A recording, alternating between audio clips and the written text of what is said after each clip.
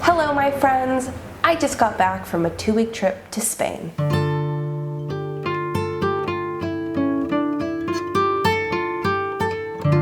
I went with my husband and a couple of our best friends where we stayed in Barcelona and then took a train down south to Granada. And for this trip, I rented the Canon EOS R6 Mark II and the Canon RF 28mm.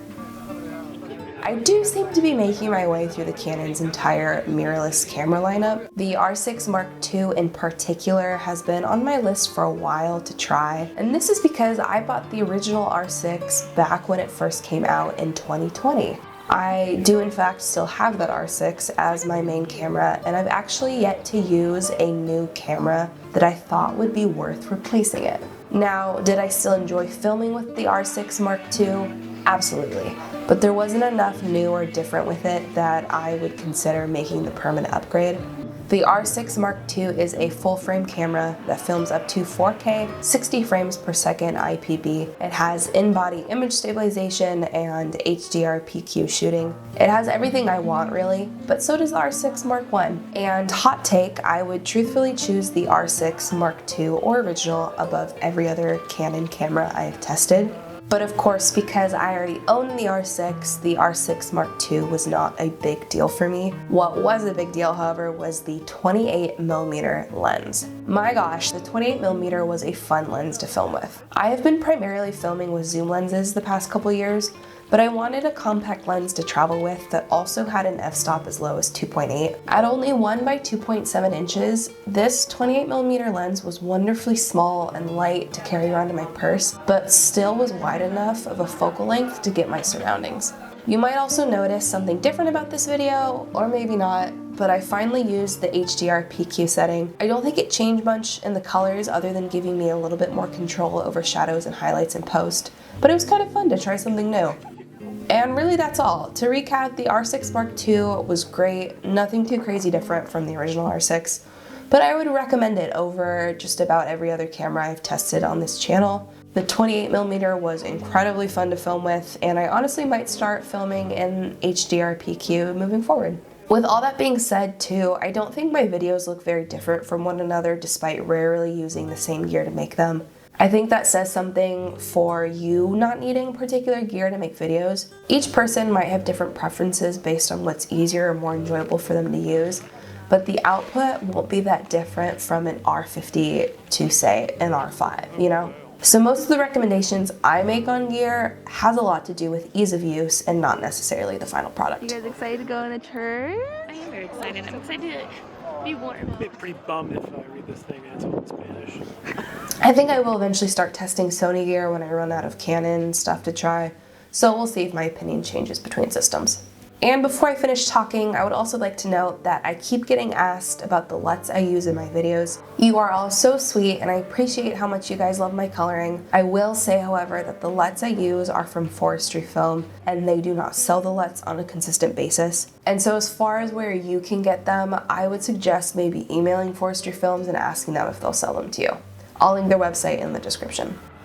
Okay, and lastly at the end of this video, I'm going to put the settings of what I filmed in, and I'll also put some photo samples that I took with this camera. Thanks for watching, y'all!